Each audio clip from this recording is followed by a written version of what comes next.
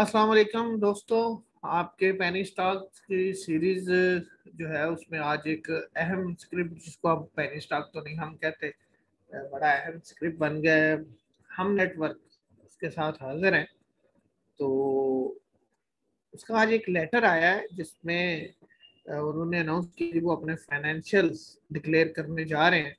Monday को meeting है उनकी, 14 जून 2021 को 12 बजे कराची में। और ये जो अपनी फाइनेंशियल स्टेटमेंट देंगे, ये स्टेटमेंट होगी 30 जून 2020 तक की, यानी पिछले साल की जो फाइनेंशियल स्टेटमेंट है वो देंगे। और इस दौरान इन्होंने जो क्लोज्ड पीरियड रखा है वो है 7 जून से लेकर 14 जून तक। मैंने कुछ दिन पहले भी कहा था कि एससीसीपी ने और सिंध हाई कोर्ट ने जो इसकी मैनेजमेंट है उसके हक में एक फैसला दिया है कि वो अपने पुराने डायरेक्टर्स के साथ इसके फाइनेंशियल डिक्लेयर कर सकते हैं। मसला इसके डायरेक्टर्स का ही है, ठीक है। और ये जो पहला स्टेप है ये तो मैनेजमेंट की कामयाबी का है। आगे उनके साथ क्या सेटलमेंट होती है और कंपनी जो है वो क्या रिएक्ट करती है और वो कंपनी पे क्या रिएक्ट करते हैं और अपना स्टेक किस हद तक मनवाने की कोशिश करते हैं, ये आने वाले दिनों में पता चलेगा। बात जो मैं कर रहा था कि इसमें मसला वो मसला डायरेक्टर्स का ही है। तो देखें, जैसे ऊँट किसी करवट बैठता है तो इसकी एक प्रॉपर मूव शुरू हो जाएगी। और मैंने एक ऑफ द रिकॉर्ड बात भी की थी, किसी दोस्त से मेरे से बात कर रहा था कि हम नेटवर्क आपको कैसे लग रहा है। मैंने कहा इसके मामला सेटल हो जाने दे तो शायद ही कोई स्क्रिप्ट ऐसा हो जिसकी रफ्तार इसके बराबर हो, ठीक है। तो वो इसका मतलब ये नहीं है कि कल इसकी रफ्तार जो है वो ऊपर हो जाएगी। इसमें गवर्नमेंट का टर्नओवर मुकम्मल होने का टाइम भी लग सकता है और जल्दी भी हो सकती है। बहरहाल हम इसके टेक्निकल्स को देखते हैं और फिर आपको बताते हैं कि ये आगे क्या कर सकता है।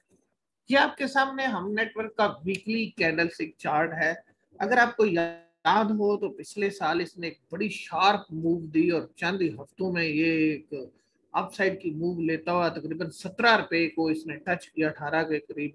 उसके बाद फिर इसका डाउनफॉल शुरू हुआ और डाउनफॉल होते होते ये आज इस नहज में पहुंच गया कि कई हफ्ते बल्कि महीने इसने लगा दिया। अगर काउंट करें तो तकरीबन साल से ज्यादा टाइम हो गया इसको डाउनफॉल के बाद नीचे। अब आप देखें, ये जून आ गया, पिछले जून में ही इसने डाउनफॉल शुरू किया था और इस जून में देखें ये अपवर्ड मूव देता है या फिर स्टक करता है। हुआ ये था कि यहाँ पे इनके इलेक्शन होने थे और इलेक्शन में कुछ अनवांटेड एलिमेंट्स जो हैं उन्होंने क्वांटिटी उठा के इलेक्शन लड़ा और वो मामला तो सारा मौजूद है इनके लेटर्स में भी, रिपोर्ट्स में भी, सारा कुछ। तो अब वही चीजें जो है ना वो सेटल होने की तरफ जा रही है, जिसका मैं बार बार कहता था कि इसके कुछ मामला आता है। अब अगर इसकी इस वीक की क्लोजिंग देखें तो ये क्लोजिंग गुज़िश्ता कई हफ्तों से जो है वो ऊपर है। यानी इस वीक की क्लोजिंग ने जो पास्ट वीक्स हैं उनको ब्रीच कर दिया है।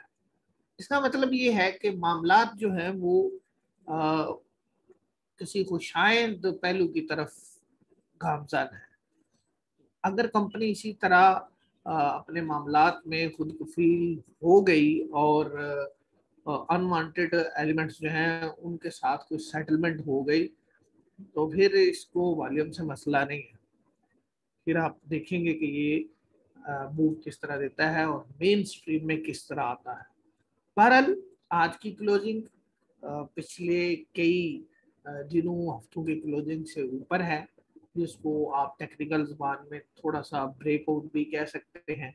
लेकिन ब्रेकआउट 9 रुपए के ऊपर अगर ये क्लोजिंग दे दे तो कंफर्म हो जाएगा और उसको सस्टेन भी करे तो फिर उम्मीद तो काफ़ी है कि अपने क्लोज पीरियड में या शुरू में या क्लोज पीरियड के एंड पे जब इंडेक्स इसका साथ देगा तो ये एक खुशगवार क्लोजिंग दिखाएगा, जिसमें कि इसके जो स्टेक होल्डर्स हैं, उन शेयर होल्डर्स हैं, उनको काफ़ी राहत फील हो सकती है। ताहम आप लोग एहतियात का दामन ना छोड़िएगा और 8 रुपए का स्टॉप लॉस रख लीजिएगा। मुझसे पिछले हफ्ते में लोग पूछते रहे जी हम नेटवर्क कहाँ पे लेना है, क्या करना है। मैंने उन्हें बताया कि मैंने ₹5, 70 पैसे, 80 पैसे, 90 पैसे और ₹6, 20 पैसे पे लोगों को बाइंग करवाई हुई है। और फ्यूचर में भी मैंने कहा था ले ले, जितना ले सकते हैं, ठीक है।